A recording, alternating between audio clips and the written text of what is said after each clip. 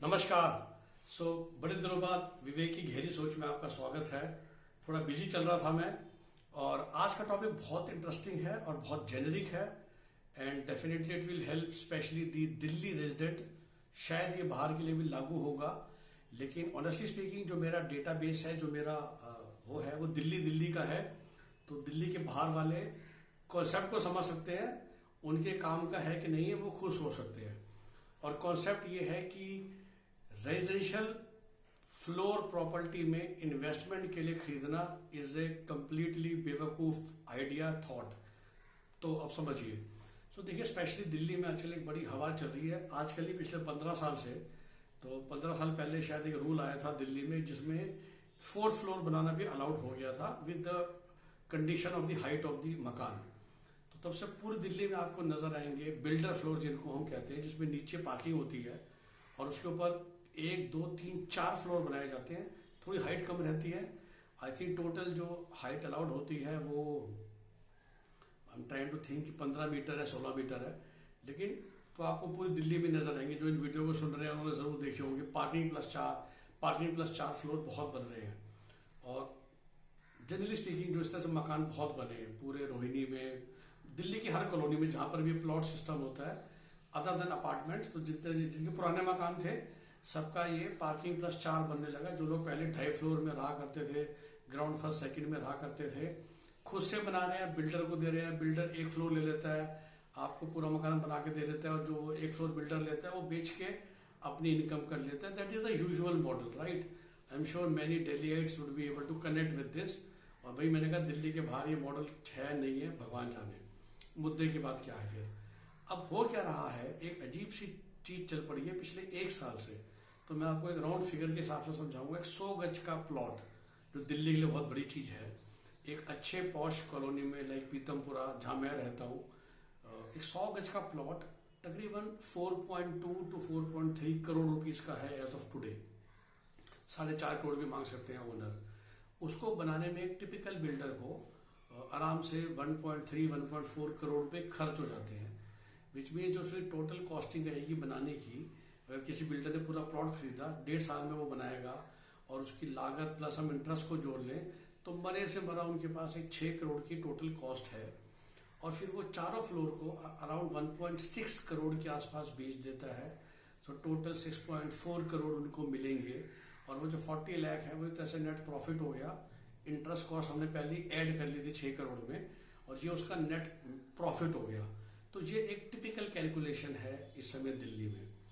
बहुत अच्छी बात है, उन्होंने बनाया, लोगों ने आगे खरीद के रहने लग गए। लेकिन अब प्रॉब्लम उसके लिए, जो 4 में से फ्लोर को आप खरीदते हो 1.6 में, और आप रहते नहीं हो खुद से, और आपको लगता है कि मेरी इन्वेस्टमेंट है, जो एक हिस्टोरिकली चीज चलती है ना कि प्रॉपर्टी में मैंने इन्वेस्ट कर दिया। अब देखिए कि 1 करोड़ 60 लाख का जो आपने फ्लोर खरीदा था 100 गज का, या 170 का, जो भी फिलहाल बिल्कुल करंट रेट होगा। अब इस बात को ध्यान से समझिए, आज के 2 साल बाद ये 2 करोड़ का नहीं होगा, ये एक्चुअली घट के 1.2 का रह जाएगा। मैं समझाऊंगा। तो आपने 1.6 करोड़ का खरीदा, किराया मिलेगा आपको मुश्किल से 25,000 रुपए मैक्सिमम इस फ्लोर का, या 30 पकड़ लेते हैं, 25 से 30 मान के चलिए। तो आपने 1 साल में 3,60,000 किराया कमाया, 2 साल में 7 लाख किराया कमाया, आपने कमीशन दी, टूट फूट को मेंटेन किया, मतलब नेट नेट आपके हाथ में शायद 6 लाख रुपए ही बचेंगे। और आपने 1.6 में खरीदा था। अब एप्रिशिएट होने के बदले अगर आपका मन करता है कि मैं इसको 2 साल 10 साल बाद की बात नहीं कर रहा, मैं 3 साल बाद भी बेच दूं, तो आपको मार्केट में मिलेंगे 1.2। कैसे? क्योंकि दिल्ली में जो वैल्यू ऑफ कंस्ट्रक्शन कॉस्ट है ना, वो बहुत जल्दी जीरो हो रही है। 2 साल बाद ये जो 4.5 करोड़ का प्लॉट था, इसको अब हम मान ले चाहिए ये अप्रिशिएट होकर 5 का हो गया। प्लॉट बढ़ रहा है, तो 5 का चौथाई हिस्सा जो आपके हिस्से का आएगा 1.25, तो आपके फ्लोर की वैल्यू वही है जी। अक्सर जो खरीदेगा, क्योंकि दो साल बाद ही आपका फ्लोर पुराना हो चुका है, तो जो आपसे खरीदने भी आएगा ना, वो कहेगा देख भाई, अगर मुझे, मतलब हो सकता है कि आपका 1.4 में बिक जाए, कोई ऐसा बंदा खरीद ले जो कि जिसको खुद रहना है। तो बढ़ने के बदले वो गिरना तो पक्का ही है। वो मतलब 1.6 का 1.8 नहीं मिलेगा आपको 1.4 मिल जाएगा, या 1.2 भी मिल सकता है, बट 1.8 नहीं होगा। तो आज आपने 1.6 में खरीदा, और 2 साल में आपने किराया कमाया 6 लाख रुपए, और 1.6 जो कि और आपका पैसा फंसा हुआ 1.6, राइट। अगर आप उस 1.6 को बैंक में रखते तो आपको बहुत ज्यादा रिटर्न मिलता।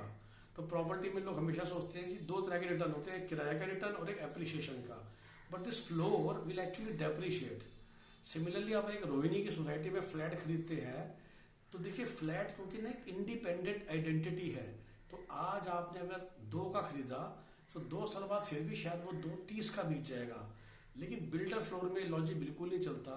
उसका कारण ये है कि आप ना ऊपर नीचे वालों पे बहुत ज़्यादा डिपेंडेंट है। तो एक इंडिपेंडेंट फ्लैट जो होता है वो फिर भी एक इंडिपेंडेंट प्रॉपर्टी माना जाता है। But builder floor is always part of a common property. उसमें पार्किंग कॉमन होती है, छत कॉमन होती है, एक्सेट्रा एक्सेट्रा। उसके मुकाबले और जो खरीदता है ना, बायर की साइकोलॉजी समझिए। फ्लैट भी देखिए, आज 2 करोड़ का आपने लिया, आपने पूरा काम किया। अब जो 2 करोड़ का फ्लैट खरीदता है ना, वो ही सोचता है कि भाई इंटीरियर्स नए होने चाहिए, मैं तो नया, मेरे तो नया घर है ना ये। तो उसके हिसाब से आप देखोगे कि वो ये मान के चलते हैं कि मैंने तो 20-25 लाख रुपए और लगाने हैं। तो रेजिडेंशियल प्रॉपर्टीज में flat is still better, but definitely builder floor is a very very wrong and very very stupid idea from an investment perspective. तो आप अगर मकान खरीद रहे हैं बिल्डर फ्लोर का या मतलब रेजिडेंस के अंदर 1:4 वाला, तो आप ये सोच के खरीदिए कि मैंने वहां पर रहना है। क्योंकि रहने की प्रॉपर्टी दिल्ली में is right now loss making. मैं आपको ये भी बता दूं, जो रह भी रहा है, अगर आप एक 2 करोड़ की प्रॉपर्टी में रह रहे हो तो आप सेम क्वालिटी की प्रॉपर्टी में रह सकते हो किराए पे। क्योंकि जैसा मैंने कहा ना, कुछ अभी बाकी बेवकूफ लोग तो हैं जो किराए पे चढ़ा रहे हैं नया मकान बना के, और आप बहुत सस्ते में रह लोगे। आप उतने ही पैसों को बैंक में डाल दो, ब्याज पे डाल दो, तो ज्यादा कमा के आप किराया दे दोगे। कमर्शियल प्रॉपर्टी में फिर भी ये लॉजिक नहीं लगता, बिकॉज कमर्शियल प्रॉपर्टी चाहे वो ऑफिस स्पेस हो, चाहे वो ऑफिस कॉम्प्लेक्स में हो, चाहे किसी मॉल में हो, वो तो ना कहते पुराने के साथ साथ इम्प्रूव होती है। तो आप हमेशा कहते हो यार ये मार्केट 30 साल पुरानी है, इसमें बहुत अच्छा वॉक इन है। बट आप किसी कॉलोनी की बात करते हो ना, तो ठीक है, आप हर इंसान चाहता है बसी हुई कॉलोनी हो, लेकिन 40 साल पुरानी colony is not a very big deal. बंदा कहता है बल्कि छोड़ यार, जो उसके वाटर पाइप और सीवर पाइप से वो भी पुराने हो चुके हैं सरकार की तरफ से, और पार्किंग प्रॉब्लम होगी, बहुत ज्यादा भीड़ होगी, तो बल्कि वहां पर रहते हैं जो कॉलोनी में 15 साल पहले बसी है। तो मतलब रेजिडेंस में ना लॉजिक और थॉट्स बिल्कुल बदल जाती हैं विजा विज जो आपकी थॉट कमर्शियल में होती है। तो इस छोटे वीडियो में मेरा पर्पज है, तो मुझसे बहुत लोग पूछते हैं, इस लाइन को ध्यान रखिए।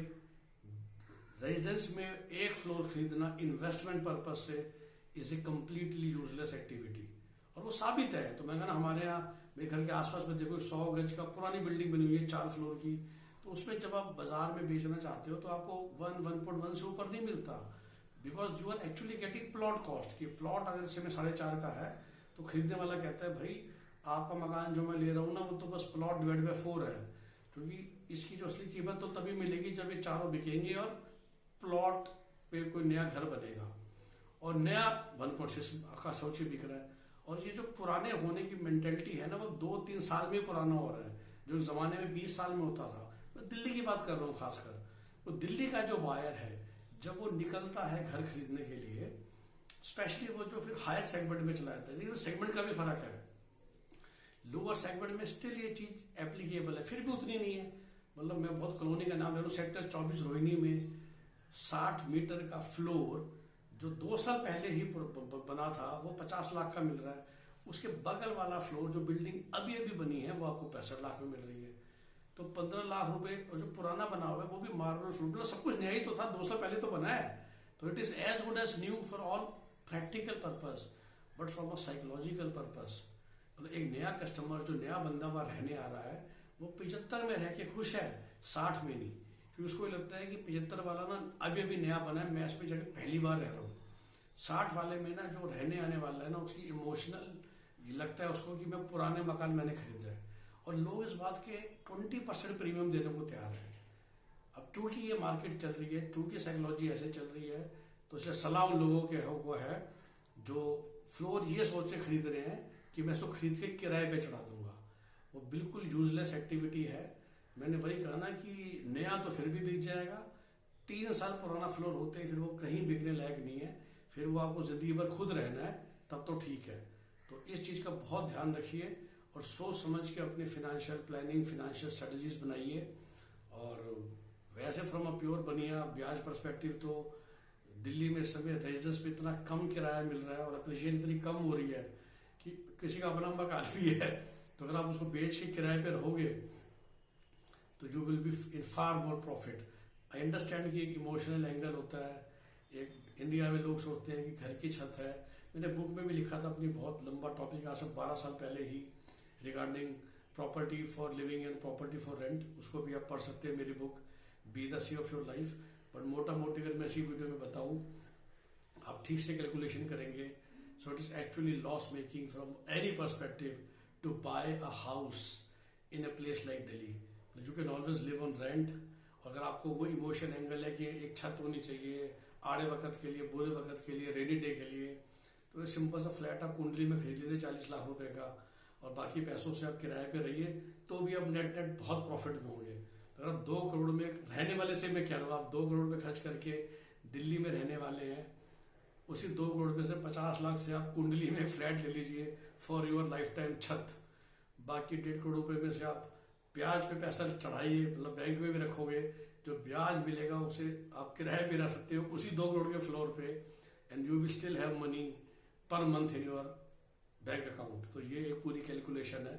अगर आप समझना चाहें तो feel free to call us and I can give you a proper costly section, but of course that is on a chargeable basis. Okay, have a nice day. Bye bye.